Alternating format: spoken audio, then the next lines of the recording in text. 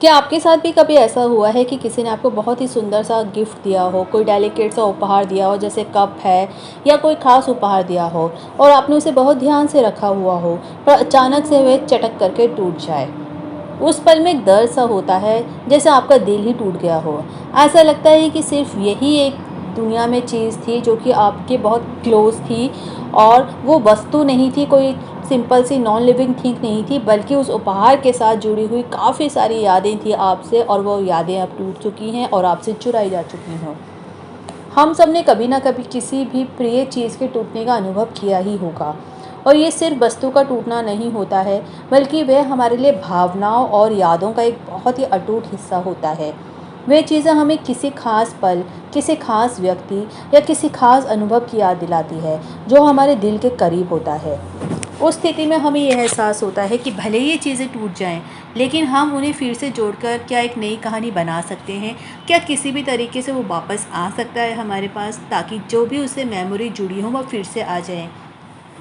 ऐसे में जापान की वह कला हमें काम आ सकती है, जो उस घड़ी में हमें यह संदेश देती है कि कोई बात नहीं, अगर एक छोटा सा कप या कोई भी छोटी सी चीज़ टूट जाती है तो क्या हुआ, आप उसे जोड़ सकते हैं और खुशी खुशी संभाल कर रख सकते हैं एक नए रूप में। और वो जो नया रूप होगा वो पहले से भी ज़्यादा सुंदर और कीमती होगा।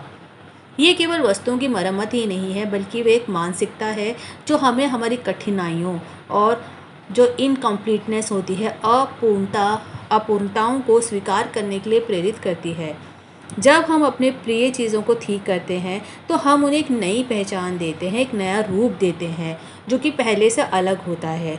और यही हमें सिखाता है कि जीवन में भी जब कुछ टूटता है या मुश्किलें आती हैं, तो हमें उन्हें एक नए दृष्टिकोण से देखना चाहिए। तो नमस्कार दोस्तों, स्वागत है आपका हमारे चैनल पर आज फिर से। आज हम बात करेंगे एक ऐसे जापानी कला के बारे में जो टूटने में भी सुंदरता देखती है, और यही कला हमें सिखाती है कि ज़िंदगी में आए हर बदलाव और हर टूटन को कैसे अपनाया जाए। वे कला है किंत्सुगी, एक अनोखी जापानी टेक्निक जो हमें बताती है कि जो चीज़ें टूट जाती हैं वो ख़त्म नहीं होती हैं, उन्हें संजोया भी जा सकता है और वो पहले से भी ज़्यादा खूबसूरत बन सकती हैं। ये वीडियो आपको बताएगी कि किंत्सुगी क्या है, इसका दर्शन क्या है, इसकी फ़िलोसॉफ़ी क्या है और ये कैसे काम करती है, और कैसे जापान में हर जापानी ने इसको अपने मन में शामिल किया है और किसी भी टूटी हुई चीज़ में वो सुंदरता देखते हैं, और इससे हम अपनी ज़िंदगी में क्या नया सीख सकते हैं, इसके बारे में हम इस वीडियो में बात करेंगे। इसके लिए इस वीडियो को आप प्लीज़ एंड तक देखते रहें, और अगर चैनल को सब्सक्राइब नहीं किया है तो प्लीज़ इमीडिएटली उसको सब्सक्राइब कर दें। तो किंत्सुगी जो है वो टूटे हुए सामान को फिर से सुंदरता से जोड़ने की कला है। यह हमें सिखाती है कि हर टूटन में एक नई शुरुआत छिपी है। किंत्सुगी जापान की पारंपरिक कला है और हमें सिखाती है कला कि टूटन का मतलब अंत नहीं होता है। जो चीज़ें टूट जाती हैं वो ख़त्म नहीं होती हैं, उन्हें फिर से संजोया जा सकता है और वो पहले से भी ज़्यादा खूबसूरत बन सकती हैं। है ना ये खूबसूरत बात? किंत्सुगी के सिद्धांत के अनुसार इस टूटने का सामना करना, उसे फिर से जोड़ने की कोशिश करना हमें सिखाता है कि हर टूटन के पीछे एक नई शुरुआत हो सकती है। जब हम उस कप को जोड़ने की कोशिश करते हैं, तो हम उसे एक नई पहचान देते हैं, जिससे वह पहले से भी ज़्यादा कीमती और खूबसूरत बन जाता है। ये प्रक्रिया हमें ये भी सिखाती है कि हमारे जीवन में जो भी चीज़ें टूटती हैं, चाहे वे वस्तुओं हों या फिर रिश्ते हों, उन्हें पूर्ण निर्माण का अवसर दिया जाना चाहिए। इस तरह हम अपनी खोई हुई चीज़ों को फिर से जोड़ने और उन्हें एक नई पहचान देने का प्रयास कर सकते हैं।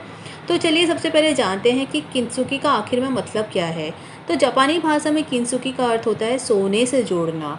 ये एक जापानी कला है जिसमें टूटे हुए सिरेमिक बर्तनों को जोड़ने के लिए सोने और चांदी जैसे कीमती धातु का पाउडर का इस्तेमाल किया जाता है। इस तकनीक में लौह के साथ धातु का पाउडर मिला करके बर्तनों की दरारों को भरा जाता है, जिससे जो टूटा हुआ हिस्सा होता है वो जुड़ता ही नहीं, बल्कि पहले से भी ज़्यादा आकर्षक दिखाई देने लगता है। इससे पैच वर्क नहीं दिखता और ऐसा लगता है कि वो जो टूटा हुआ जगह था जिसको जोड़ा गया है उसको, और जब उसमें सोना भर दिया जाता है तो वो और ज़्यादा निखर जाता है।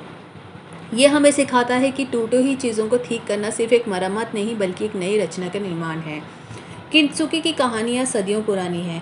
जापान के शिल्पकारों ने इसे अपनाया, लेकिन ये केवल जापान तक सीमित नहीं रही। ये कला चीन और कोरिया से में भी प्रसारित हुई। वहाँ पर भी बहुत ज़्यादा फेमस हुई, जहाँ इसे पारंपरिक सिरामिक और चीनी मिट्टी के बर्तनों पर भी आजमाया गया। किंत्सुगी हमें ये समझाने में मदद करता है कि हमारे पास जो भी वस्तुएं हैं वो केवल सामान नहीं हैं, उनके पीछे भी एक इतिहास होता है, एक कहानी होती है। तो आइए अब हम बात करते हैं उन प्रमुख जापानी दर्शनों की जो हमें इस अद्भुत कला से जोड़ते हैं। जापान में किंत्सुगी को केवल एक तकनीक नहीं बल्कि जीवन के बारे में गहरी सोच के रूप में देखा जाता है। इसके पीछे 3 प्रमुख जापानी दर्शन हैं, वाबी सभी, मोतेनाई और मुशिन। सबसे पहले बात करते हैं हम लोग वाबी सभी की। अपूर्णता की स्वीकृति पहला दर्शन है।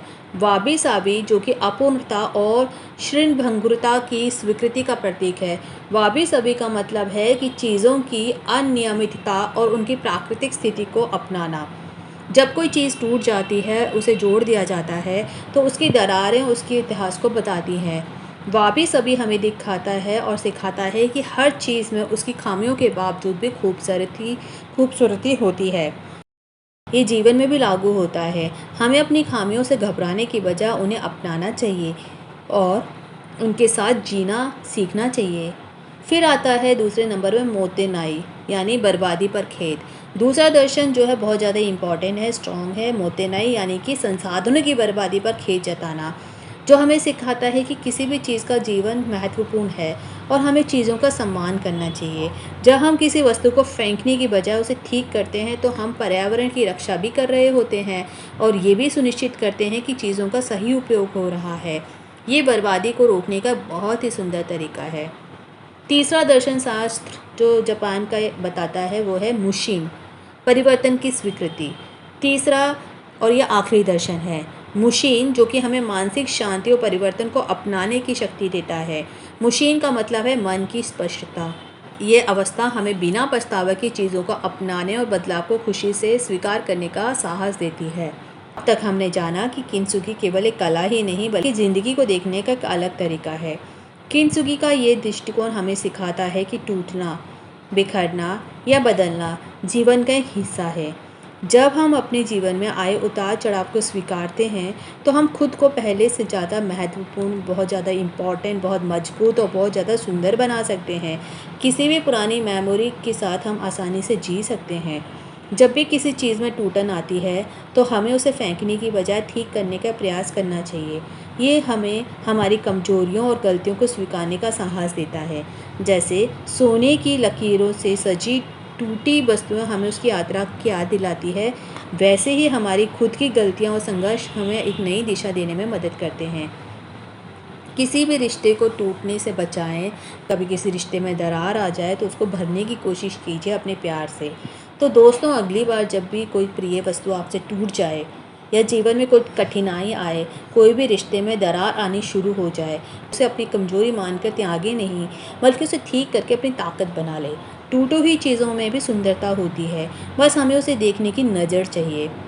अब अगर आपको ये वीडियो पसंद आई हो तो उसे लाइक और शेयर ज़रूर करें। और हाँ, अगर आप भी अपनी ज़िंदगी में कुछ नया सीखना चाहते हैं और ऐसी ही प्रेरणादायक कहानियाँ सुनना चाहते हैं तो हमारे चैनल को सब्सक्राइब करना ना भूलें। जुड़े रहें हमारे साथ और देखते रहें ऐसे ही दिलचस्प वीडियो। इस वीडियो को आपने एंड तक देखा तो उम्मीद करते हैं वीडियो इन्फॉर्मेटिव लगी होगी। Thanks for watching.